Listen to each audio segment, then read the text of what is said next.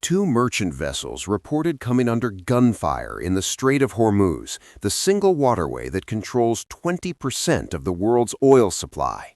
Iran's Supreme Leader says his navy is ready to deliver more.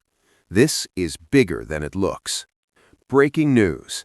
At least two commercial vessels reported coming under gunfire in the Strait of Hormuz, the narrow choke point connecting the Persian Gulf to global shipping lanes. The incidents occurred as diplomatic relations between Iran and the United States reached a new breaking point. Iran's Deputy Foreign Minister, Saeed Khatibzadeh, publicly declared that negotiations with Washington cannot proceed until both sides first agree on a shared framework, effectively halting talks before they begin. Separately, a message broadcast on Iranian state television attributed to Supreme Leader Ali Khamenei warned that Iran's navy stands ready to inflict what he called new bitter defeats to both the United States and Israel. The crisis unfolded across two fronts simultaneously, at the negotiating table and on the water. On the diplomatic front, Deputy Foreign Minister Saeed Khatibzadeh laid down a clear precondition.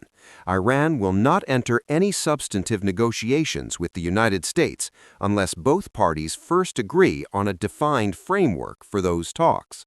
He stressed further that any agreement Iran enters must fully preserve the country's rights under international law, a direct signal that Tehran will not accept deals that compromise its nuclear program or its regional posture. No framework has been agreed upon. Talks remain stalled. While that statement was being processed in diplomatic circles, Iranian state television broadcast a far more aggressive message. The communication, attributed to Supreme Leader Ali Khamenei, carried an explicit military warning that Iran's navy was prepared to deliver new bitter defeats to the United States and Israel. The statement did not specify a timeline or trigger, but its broadcast on state media, the regime's official mouthpiece, gave it the full weight of institutional authority. Then came the reports from the water. At least two merchant vessels operating in the Strait of Hormuz reported coming under gunfire. Responsibility for the incidents has not been formally attributed by international authorities at this time, and full details remain developing. But the timing was not lost on analysts. The incidents occurred precisely as diplomatic language between Washington and Tehran hardened, and the Supreme Leader's naval warning was made public. Here is the fact that puts this in perspective.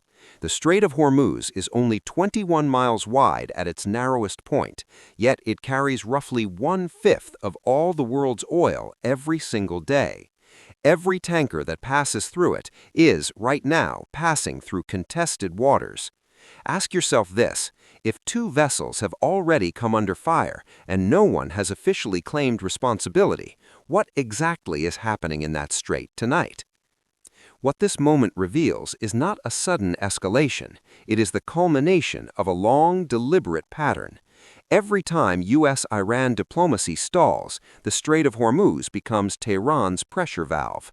Iran has used the threat of Hormuz closure as geopolitical leverage since the 1980s, and what we are watching now follows that same playbook: diplomatic stalwalling paired with maritime aggression, designed to remind the world exactly how much pain Tehran can inflict on the global economy without firing a single missile at a military target.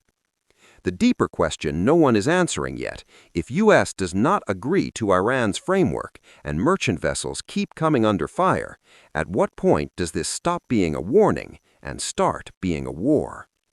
This is Untold Truths, where the stories the world needs to hear get told.